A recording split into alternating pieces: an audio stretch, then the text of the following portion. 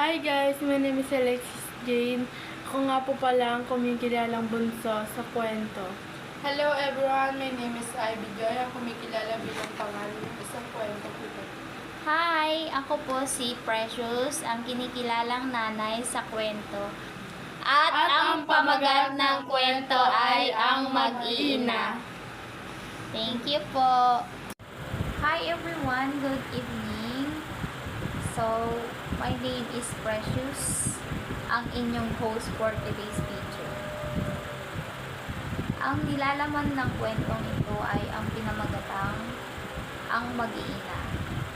Ang katauhan ay si Aling Marites is 40 years old, hardworking mother of two. At ang kanyang panganay ay si Carla, responsableng anak, at saka si Lita, 13 years old, ang curious at sensitive na anak. May mga pagkakataon, kakaunti lang ang ating makakain, pero kung ang puso ang magpapasya, sapat na.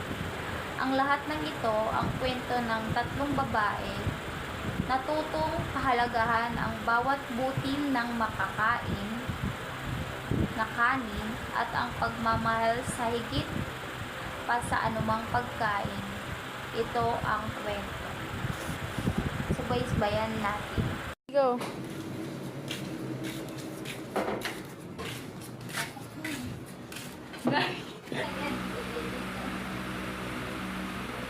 Nay, kamusta? Nandiyan na po pala kayo. Ito lang po ang natitirang pagkain. Kakaunti lang po ito. Baka kasya na po sa atin. Sapat na yan para magkatiyan na lang natin. Basta't magkakasama tayo.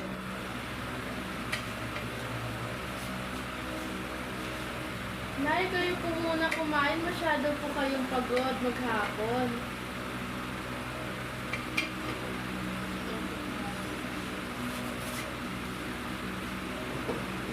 Hati-hatiin na lang natin yan, walang maubusan. Basta't magtutulungan lang tayo para makaraos din tayo balang araw.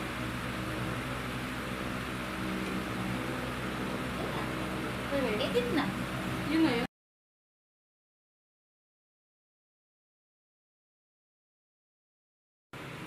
Ate, bakit parang laging kulang ang kinikita ni nanay? Ganyan talaga, Rita, pero tignan mo, hindi niya tayo pinapabayaan kahit nagutom siya. Inuuta tayo, kaya dapat mag-aral tayo mabuti. Para balang araw, ang siya naman ang papakainin natin ng masarap.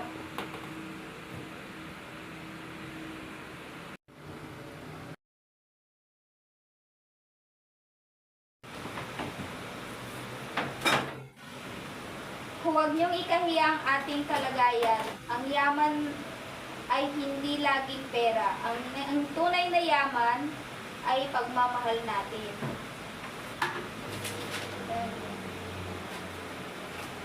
Ako ba? Opo, Nay, pangako po.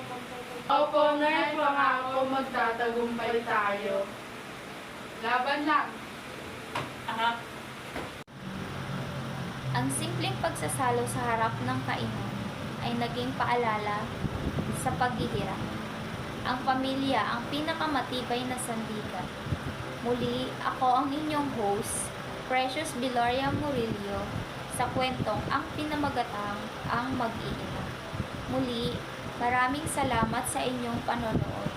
Magandang gabi sa inyo. Maraming salamat.